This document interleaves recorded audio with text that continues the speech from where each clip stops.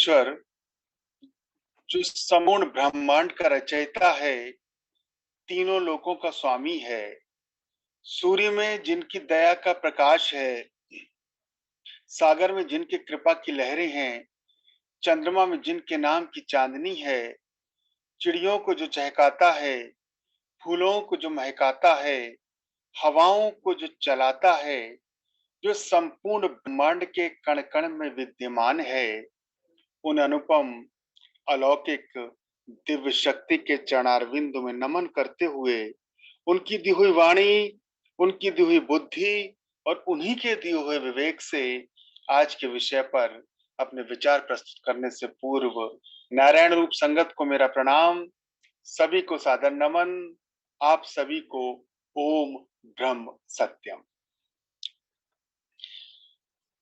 देवियों सज्जनों, सभी सत्संग से जुड़े हैं, अध्यात्म से जुड़े हैं।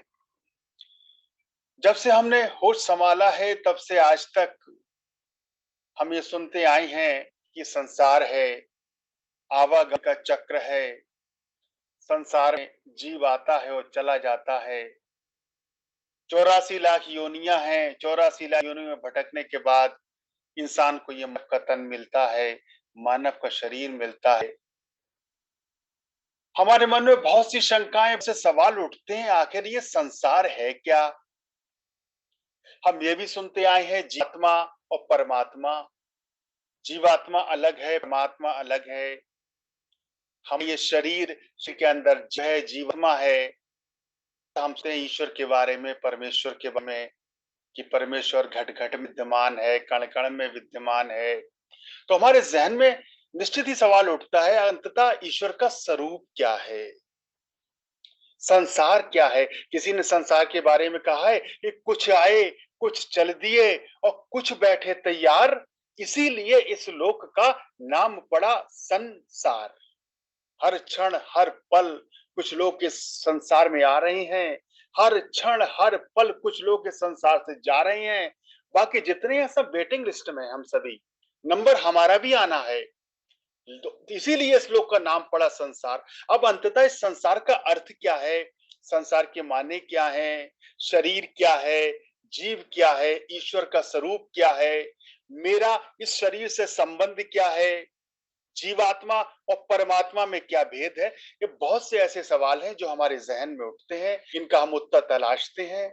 पूज्य गुरुदेव ने अपने ग्रंथ गुरुदेव ने कहा, हमारी इन सारी शंकाओं का समाधान किया है, हमारी सारी जिज्ञासाओं को शांत किया है और बहुत ही सुंदर तरीके से हर एक प्रश्न का उत्तर दिया है।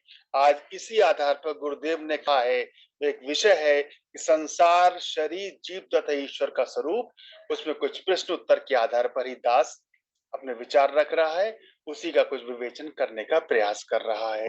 सबसे पहला सवाल है कि संसार क्या है?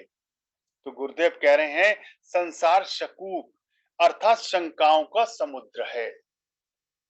हमारे मन में शंकाएं हैं, जो भी हमारे मन में जो है शंकाएं हैं, जो भी हमारे मन में विचार आए हैं, जिनका हम हल तलाशने की कोशिश करते हैं, उन शंकाओं का समुद्र ही संसार है। और वास्तविकता यही है कि संसार में हम देखते हैं हमारे मन में कितनी शंकाएं हैं, कितनी जिज्ञासाएं हैं, कितने पर उत्तर हैं, कितने मन में संकल्प उठते हैं। गुरुदेव कह रहे हैं, इन्हीं शंकाओं का जो समुद्र है संसार है। अब सवाल उठता है, इस संसार से मेरा संबंध क्या है? मैं इस संसार में रह रहा हूं, तो मेरा संसार से संबंध क्या है? गुरुदेव समझाते हैं, अज्ञानतावश जीव अहम बुद्धि धारण करता है, इस कारण ही संसार में फैला हुआ है। अहम, जो हमारा अहंकार है, हमारी जो बुद्धि में अहंकार है, उसको हम धारण कर रहे हैं, इस कारण ही संसार में फैला हुआ। जब बुद्धि साधन करते करते निसंग अवस्था को होती है और आत्म स्थिति द्वारा संसार गायब हो जाता है। हमारा जो अहंकार है ना, वो गुरुदेव कह रहे हैं कि अज्ञानतावश जीव अहम धारण करता है, इस कारण ही संसार में फैला हुआ। जब बुद्धि साधन करते करते, जब साधन करते करते, साधना करते करते, सिमरन करते करते, जब संग अवस्था को प्राप्त हो जाती है, होती है, तो आत्म स्थिति द्वारा संसार गायब हो जाता है, लोप हो जाता है, सब शकूक नाश को प्राप्त हो जाते हैं। तब हमारी जो भी शंकाएं हैं हमारे मन में, जो भी हमारे मन में संकल्प है, सब नाश को प्राप्त हो जाते हैं और जीव परम तत्व में लीन हो जाता है। तो गुरुदेव ने इन दोनों प्रश्नों के आधार पर हमारी शंका का समाधान किया कि संसार क्या है और मेरा इस संसार से संबंध क्या है।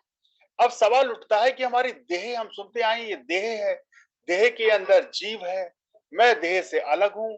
अब सवाल उठता है देह और जीव का संबंध क्या है। तो गुरुदेव कह रहे हैं देह, जीव और देह का संबंध मालिक और मकान के मुताबिक है।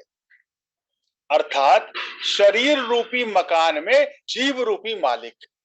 जैसे मालिक को किराएदार का संबंध होता, कोई किसी के मकान में किराए पे रह रहा है तो वो तो किराएदार है। मकान मालिक कोई और है जिसको वो हर महीने भुगतान करता है, किराया देता है। गुरुदेव कह रहे हैं ऐसे ही इस जीव का इस देह से संबंध है। इस देह में, ये देह क्या है, ये किराएदार है और जीव इसका मालिक है। लेकिन अज्ञानतावश हम समझे क्या बैठे हैं, हम अपने आप को ही मालिक समझ बैठे हैं, जबकि ये देह है। हम केवल किराएदार हैं। हम कुछ समय के लिए हमें ये शरीर मिला है, इसका जो असली मालिक है वो जीव है। गुरुदेव कह रहे हैं अतः शरीर रूपी मकान में जीव रूप मालिक है। गीता में अधिभूत, अधिदेव, अध्यात्म स्वरूप प्रकृति का मालिक, अधियज्ञ स्वरूप जीवन शक्ति का बयान है। इसका विचार करें। तो इस गुरुदेव के इस निर्देश के अनुसार, इस आदेश अनुसार हमें समझे कि मेरा संबंध, इस देह का संबंध जीव से, जीव और देह का संबंध क्या है। तो कह रहे हैं देह जो है वो किराएदार है और जीव इसका मालिक है। अब दूसरा बड़ा महत्व है, देह संसार में भेद क्या है। ये हमारे देह संसार में हम रह रहे हैं, तो जीव का पता किया कि देह जो है वो किराएदार है, जीव जो है वो मालिक है।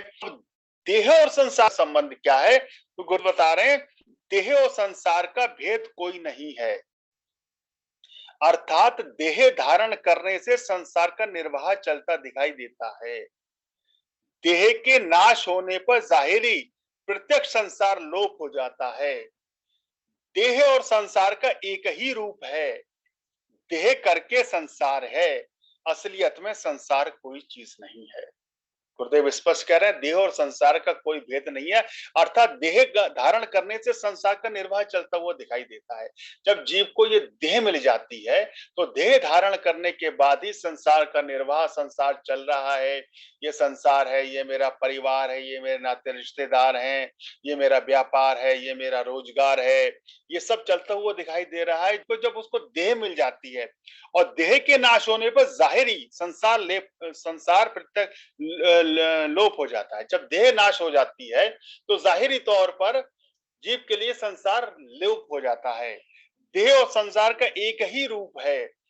देह करके संसार है, असलियत में संसार कोई चीज नहीं है। गुरुदेव कह रहे हैं जब हमने अपने आप को देह मान लिया, और ये हमारी अज्ञानता भी है। जीव का जो वास्तविक स्वरूप है वो अपने आप को देह माने हुए है। और सारे सत्पुरुष, सारा अध्यात्म यही इशारा कर रहा है, यही समझा रहा है कि जीव का जो वास्तव स्वरूप है वो देह नहीं है, शरीर नहीं है। गुरुदेव कह रहे हैं असलियत में संसार कोई चीज नहीं है। जैसी जिसकी देह है वैसा ही उसका संसार है। इसलिए देह पर काबू पाने से संसार में काबू पाया जा सकता है, ये निश्चय कर ले। कह रहे हैं जैसी जिसकी देह है वैसा उसका संसार है। और अगर देह पर काबू पा ले जीव तो इस संसार पे काबू पाया जा सकता है। संसार पे काबू पाना कोई बड़ी बात नहीं है, पर बशर्ते शर्त यही है पहले अपनी देह पर काबू पाया जाए। अब बहुत ही महत्वपूर्ण प्रश्न आता है कि कई विद्वान लोग कहते हैं कि अवतारों का शरीर 5 तत्वों का नहीं था, उनका शरीर दिव्य था और चिन्मय था। तो गुरुदेव कह रहे हैं प्रेमी ऐसा नहीं है। सबका शरीर जो इस संसार में आया है, पीरों, पैगंबर, अवतारों का भी 5 तत्वों से ही बना है। जो कहते हैं भगवान तो अवतार लेके आए, प्रभु राम अवतार लेके आए, प्रभु कृष्ण अवतार लेके आए, सारे संत हैं, नानक बाबा, कबीर जी, तुलसीदास जी, महात्मा मंगत साहब जी, सभी सत्पुरुष इस संसार में आए। तो सवाल उठता है क्या इनका भी शरीर 5 तत्वों से बना था या नहीं था। तो गुरुदेव कह रहे हैं जो भी संसार में आया है, चाहे ईश्वर है, चाहे अवतारी पुरुष है, पीर है, पैगंबर है, सभी का शरीर 5 तत्वों का था, लेकिन उनमें इतनी शक्ति होती है कि अगर चाहे तो शरीर का लोप कर सकते हैं। उनमें इतनी शक्ति होती है, वो चाहे तो वो अपने शरीर को समाप्त कर सकते हैं और आत्म तत्व में स्थित हो सकते हैं। अब हमने जब से होश संभाला है तब से एक चीज बड़ी महत्वपूर्ण हमारे मन में आती है कि भव सागर। संसार में तो है ही हैं हम, संसार के बाद हमें भव सागर मिलेगा नहीं मिलेगा। भव सागर क्या है?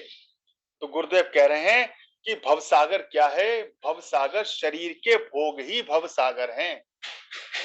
और जो सागर से पार होने की बात यही जो कही जाती है वो भी यही है कि शरीर के भोगों से पार पाना ही भव सागर से पार पाना है। हम समझते हैं कि मृत्यु के बाद हमारी ये आत्मा जाएगी और भव सागर कोई सागर है जिसमें हमको पार मिलेगा, जिससे हम पार होंगे। गुरुदेव कह रहे हैं कि शरीर के जो भोग हैं, जो हमने अपने भोग पाले हुए हैं, वही भव सागर है और उन भोगों से पार पाना ही भव सागर से पार पाना है।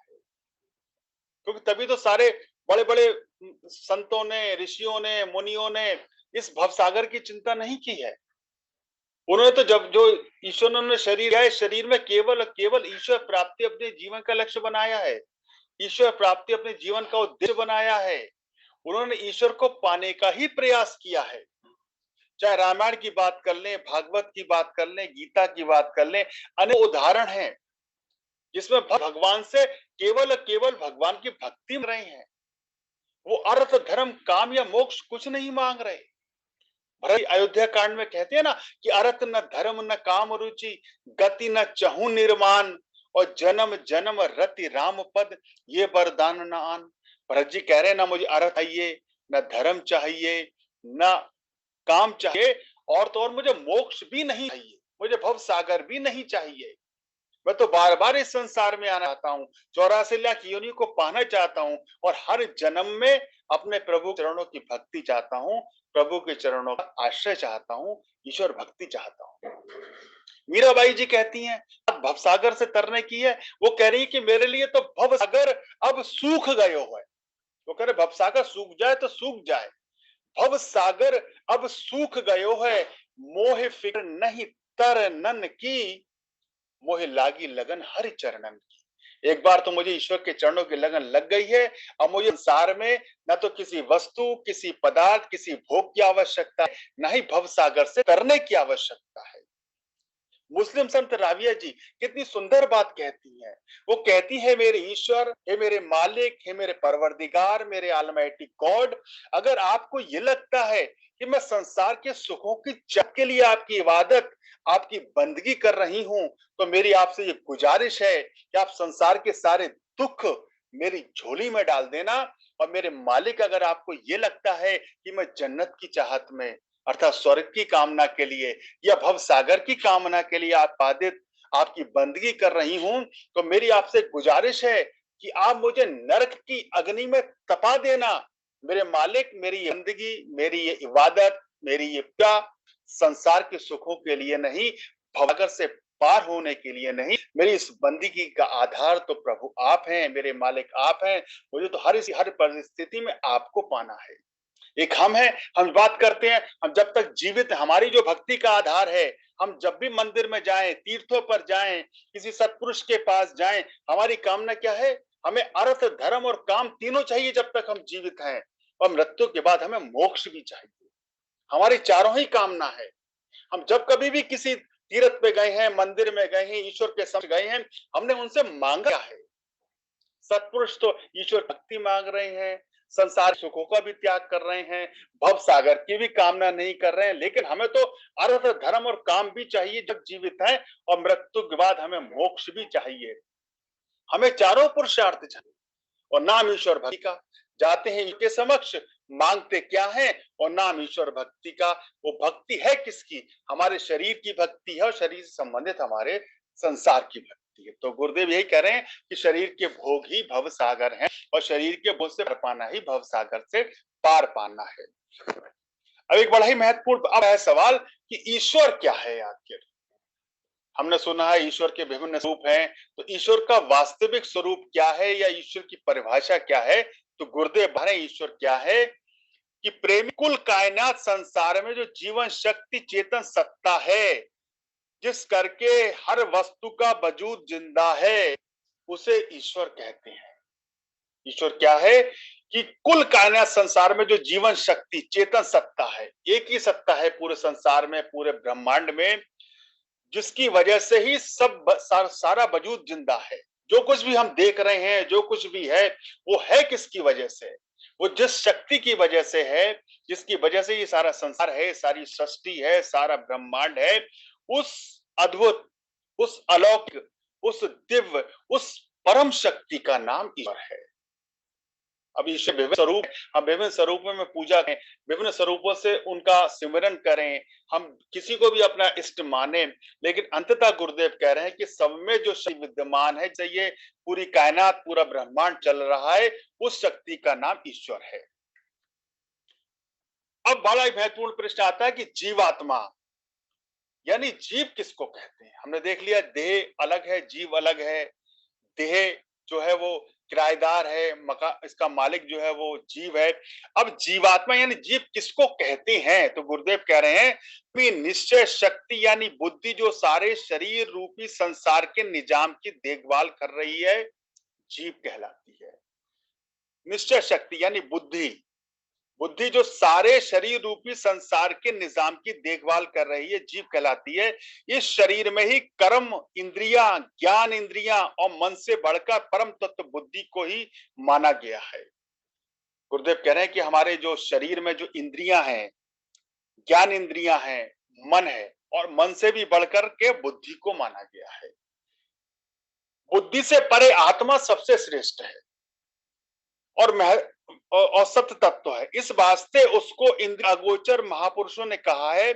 प्रेम इस तरह तत्व ज्ञान का वर्णन किसी समय हुआ करता था, ये ताली ही चित्त के खेत को हरण करने वाली है, उसी तरह विचार करें। गुरुदेव कह रहे हैं जो हमारे शरीर में, देह में जो है वो बुद्धि की महत्वता है, जो सारे शरीर रूपी संसार के निजाम की देखभाल कर रही है। हमारे शरीर की जो देखभाल है वो कौन कर रहा है? वो बुद्धि कर रही है, वही जीव कहलाती है। इस शरीर में ही कर्म इंद्रियां, हमारे जो कर्म करते हैं, 5 कर्मेंद्रियां, 5 ज्ञानेंद्रियां और मन, मन से बढ़कर परम तत्व बुद्धि को ही माना जाए। सुना है ना हमने, कहते हैं कि तन से परे इंद्रिय विकार, इंद्रिय परे मन विस्तार, मन से परे बुद्धि ठहराई, बुद्धि परे रतन सुखदाई। जो हमारा शरीर है, तन से परे इंद्रिय विकार, हमारा जो शरीर है, हमारा जो तन है, वो इंद्रियों के अधीन है। और इंद्रिय परे मन विस्तार, जो हमारी इंद्रियां हैं वो हमारे मन के अधीन है, हमारे मन के अधीन काम करती हैं। हमारे मन में कोई विचार आता है, इंद्रियां उस काम को जान देती हैं।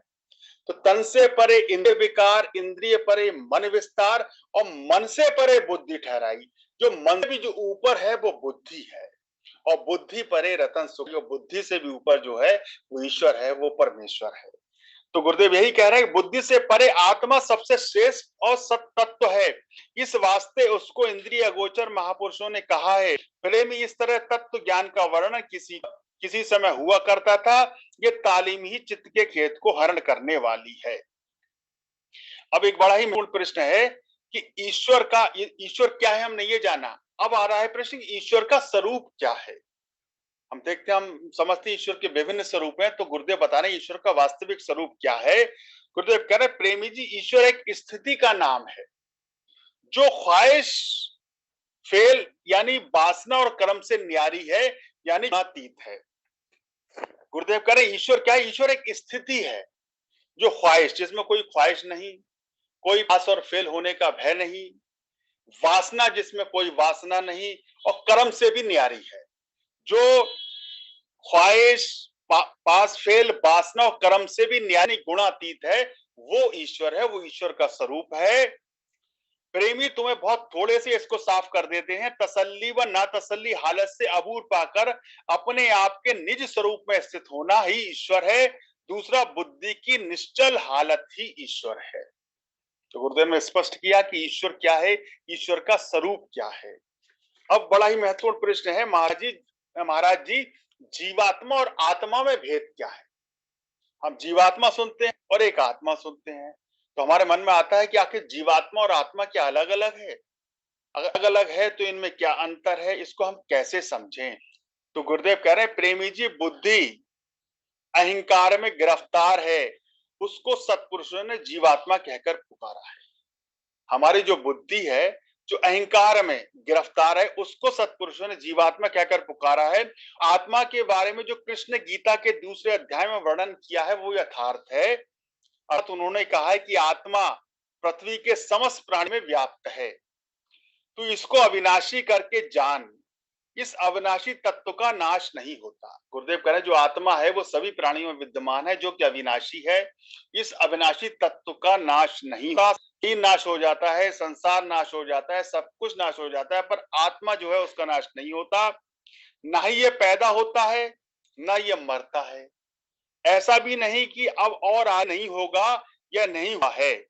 इस आत्मा को जैसे हम सुनते हैं, इस आत्मा को न शस्त्र काट सकता है, न अग्नि जला सकती है, न वायु सुखा सकती है, न जल गीला कर सकता है। तो वो कह रहे हैं आत्मा क्या है? आत्मा जो है प्राणों में व्याप्त है, इसको अवश्य कर ज्ञान अविनाशी तत्व नाश नहीं होता, ना पैदा होती है, न ये मरती है। इस आत्मा कोई शरीर कर नहीं सकता, अग्नि इसको जला नहीं सकती, वायु को सुखा नहीं सकती और देश नहीं सकता। ये मर्द इंद्रियों की पहुंच सरे जो है इंद्रियों की पहुंच से बहुत दूर है। ये सत अजन्मा नित्य शाश्वत और आतन है। शरीर से इसका इतना ही संबंध है जैसे मालिक को मकान। पुनः वही बात आ गई, इस आत्मा शरीर से वही संबंध है जो कान और किरदार करता है। जिस से किरदार किसी मत में रहता है, वैसे ही हमारी जो देह है, हमारे शरीर में जो देह है वो किराया है और आत्मा जो वो मालिक है, मकान मालिक। शरीर के नाश से इसका कुछ नहीं करता। आत्मनित सर्वव्यापी अचल और सनातन है। आत्मा व्यक्त है और विकार रहित है। जैसे एक सूर्य सारी पृथ्वी को प्रकाशित करता है, वैसे ही आत्मा संपूर्ण शरीर को प्रकाशित करती है। अब एक और बड़ा ही महत्वपूर्ण प्रश्न है कि महाराज जी ब्रह्म किसे कहते हैं, उसे कैसे जाना जा सकता है?